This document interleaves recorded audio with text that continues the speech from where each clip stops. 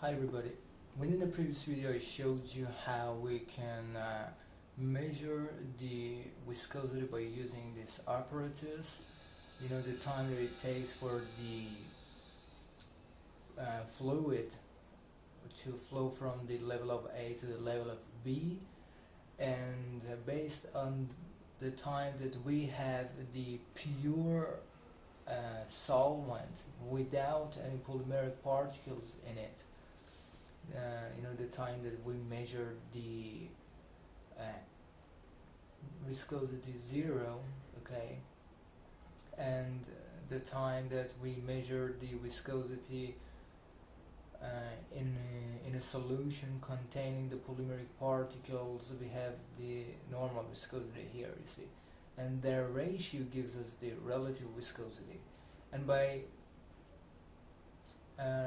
measuring the ratio of the difference between these two viscosities to the viscosity of a pure solvent, we will get the specific viscosity. And for the inherent and intrinsic viscosity that we have here, we needed to divide the relative viscosity to the concentration and the specific viscosity to the concentration.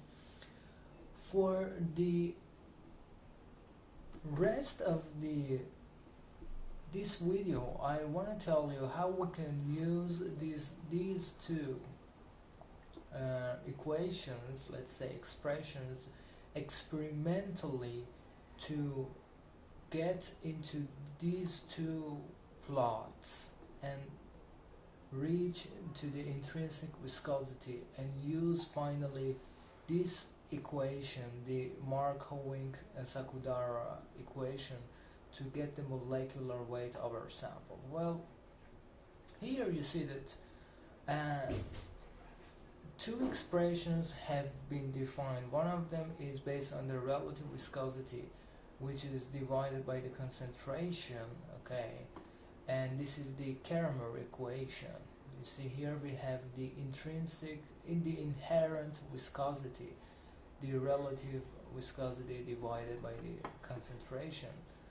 And if we do it experimentally, we will reach into this line.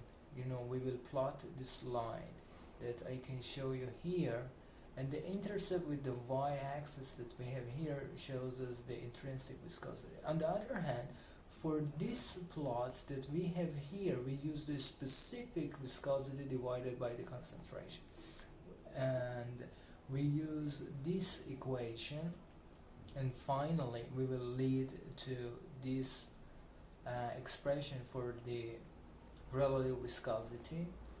And again, when we plot this line, you will see that this intercept here gives us the intrinsic viscosity. It's just the same that I explained you before.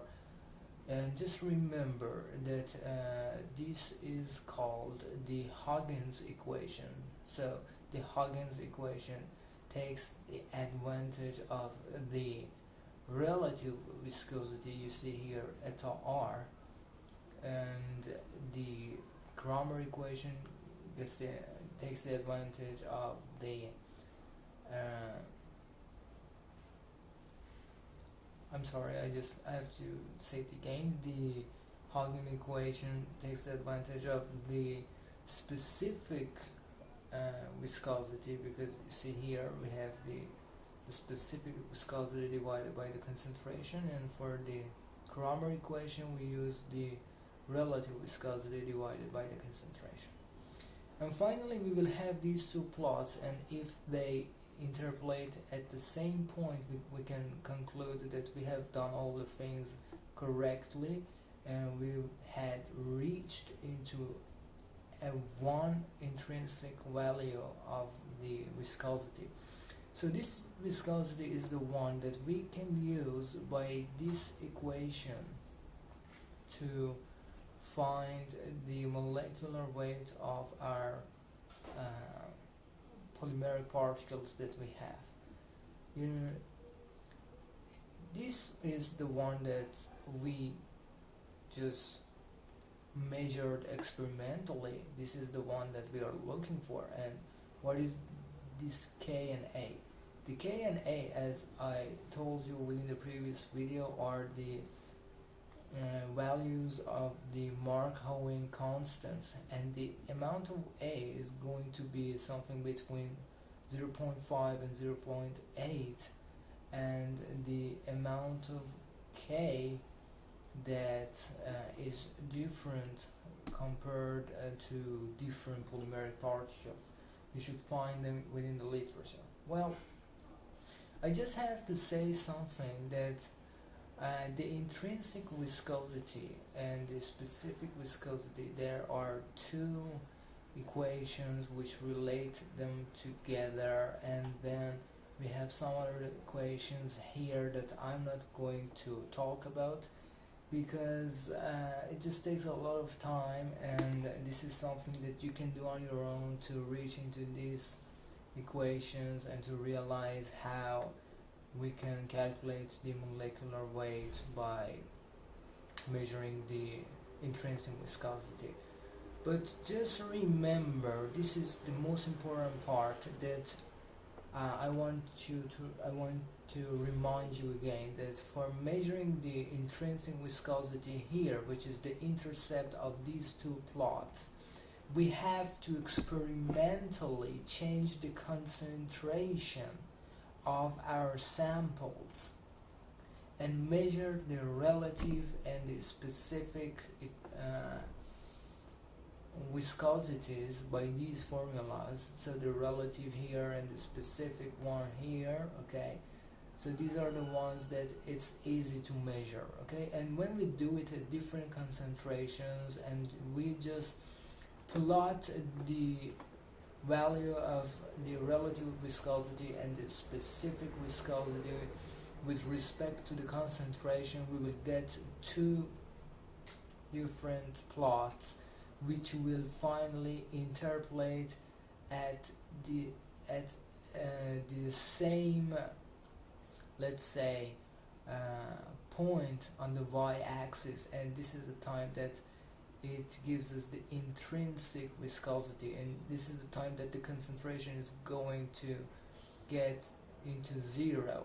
So you see here that the intrinsic viscosity is the limit of the time that the concentration is going to get into zero. Well, so when we get the intrinsic viscosity thanks to the Markov-Sakudara equation, we can calculate the molecular weight by knowing the constants of our polymeric particles, which you can find in the literature.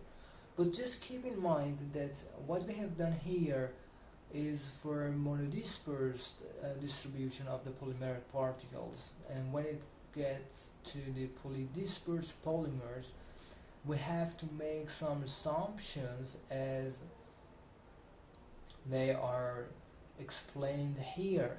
And the first one just shows that the total specific viscosity that we have for our sample is the sum of the specific viscosities for each sample that we have. Then we go for the second assumption, and it says that the specific weight of each component can be calculated from the intrinsic viscosity due to that component. Just think about it, it's super easy. The third assumption says that relation between intrinsic viscosity, the one that we have experimentally measured here, and the molecular weight here is independent of the molecular weight, so that we can go for the polydispersed polymers. If they are independent, then we won't be able to do so. Anyway, if we use those assumptions and again we go for the specific viscosity divided by the concentration, and we do the math, you will see that finally we will reach into this equation here, and This equation gives us the molecular weight of a polydispersed polymer based on the viscosity that we measured. Okay, and this is the viscosity averaged molecular weight. Well, I can show it to you here that we had the number average and the weight average and the z average and the viscosity average. This equation that here we introduced you in the beginning, and this is the one that we will finally reach to. Well, the math with which we reached into this equation is not really that important to remember. Just keep in mind that based on the viscosity that we measured, now we can have a molecular weight average. Okay, and this average is something, as you see here, this viscosity average is something between the number averaged that we had here and the weight average that we had here. It's something between these two. Well, that's all about the viscosity. I wanted you to become familiar with the physics of the problem. This is really more important than the equations. You have to know why we are going to measure the viscosity. We have to understand why the presence of the polymeric particles actually increase the viscosity of the medium, and why the polymeric particles moves more slowly and how it happens. And when you understand the physics of the problem, then you will be able to think more easily about the equations and how they work. Please think a little bit more about the number average and the weight average and the ratio between these two, which shows us the polydispersity index. So just think about the physics of solutions of the problems. Well, within the next video I will talk about the gel permeation chromatography, which is a method that is used for measuring the molecular weight of the polymeric particles based on the time that it takes for them to flow within this channel. And it's going to be the last video on the molecular weight.